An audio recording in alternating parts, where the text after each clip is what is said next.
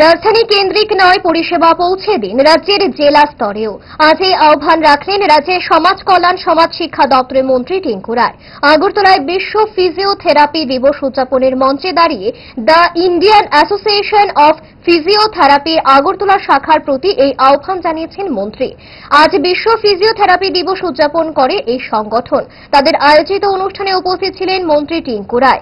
এই দিনের অনুষ্ঠান থেকে দিব্যাঙ্গজনদের মধ্যে হুইল চেয়ার সহ অন্যান্য সামগ্রী বিতরণ করা হয়। অনুষ্ঠানে মন্ত্রী ছাড়াও ছিলেন রাজ্যের সোনার মেয়ে দীপা কর্মকার, সমাজসেবী সুজিত রায় সহ অন্যান্যরা। মাধ্যমে সেটা নিয়ে আমাদের ভাবতে হবে।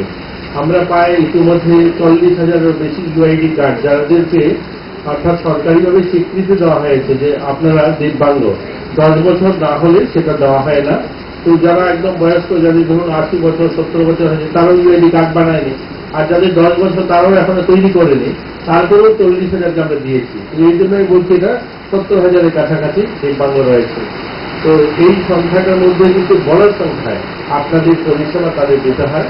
আমি আপনাদের কাছে অনুরোধ রাখবো, আমি আগরতলা অনেকগুলো প্রোগ্রামে গিয়েছি আপনাদের ফিজিওথেরাপি যারা আছেন, আপনারা যখন প্রোগ্রাম করে মফস্বল জেলাগুলিতেও আপনাদের উপস্থিতি, জেলাগুলোতেও আপনাদের চেম্বার বা সেখানে পরিষেবা দেওয়ার ব্যবস্থা আপনারা করলে বোধহয় ভালো হবে। আমার খুব একটা নজরে আসে না, ঊনকোটি জেলা বা নর্থ জেলাতে যাই বা আমাদের ধলাই জেলাতে, সেখানেও যেন আপনাদের উপস্থিতি থাকে বা সেখানেও আপনারা এই পরিষেবার ব্যবস্থা যদি করেন, তাহলে মানুষ উপকৃত হবে। ফাস্ট ফুড তো ফাস্ট লাইফের একটা পার্ট, সো প্রবলেম তো হবে, বাট আমার সলিউশন তারা 5 দশক ধরে গ্যাস, অম্বল ও পেটের সমস্যা একমাত্র সমাধান গ্যাস নল।